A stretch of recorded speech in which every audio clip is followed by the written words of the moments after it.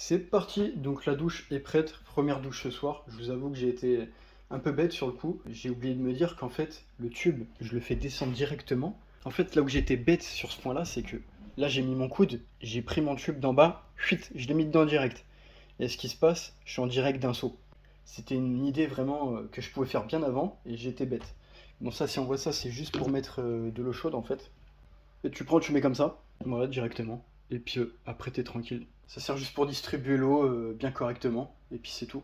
Bon, en tout cas, ça va être une grande chose de faite. Puis Amazon, ça va arriver, la livraison bientôt, là. Dans très peu de temps. La commande a pris du retard. Et puis même 100 mètres de colle PVC, bah ça ne fuit pas. Parce que ça, je l'ai vérifié, en fait. Ça ne fuit pas. Ben, ne pas faire, vaut mieux tout coller. Tu fais bien correctement, et puis voilà.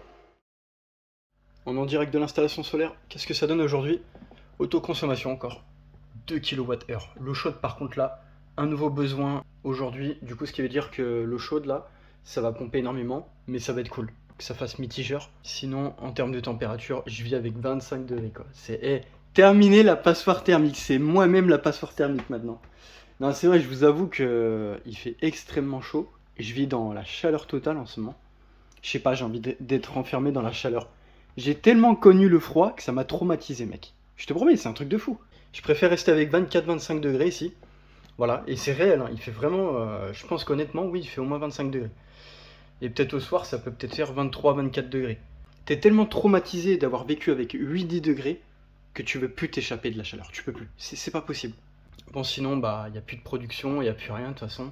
Il est exactement 20h14, faut que je me dépêche pour aller au rez-de-chaussée en bas, pour vous montrer comment ça marche. Voilà, sinon, en seulement 2 jours, vous pouvez regarder, on est le 2 mai, en 2 jours, j'ai réalisé quasiment 4 kWh.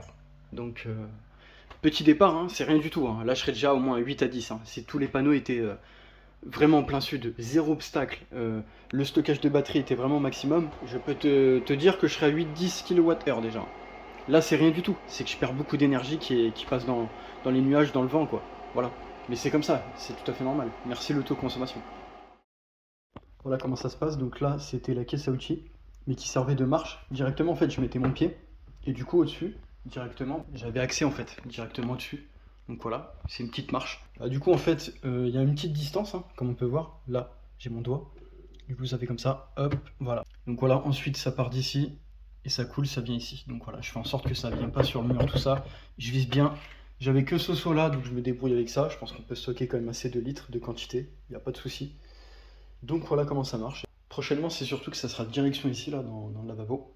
Puis ça partira directement là, là, chuit, toute cette ligne qu'on voit ici, là. Voilà. Et ensuite, qu'est-ce que je fais? Directement en bas et hop, ici. Voilà.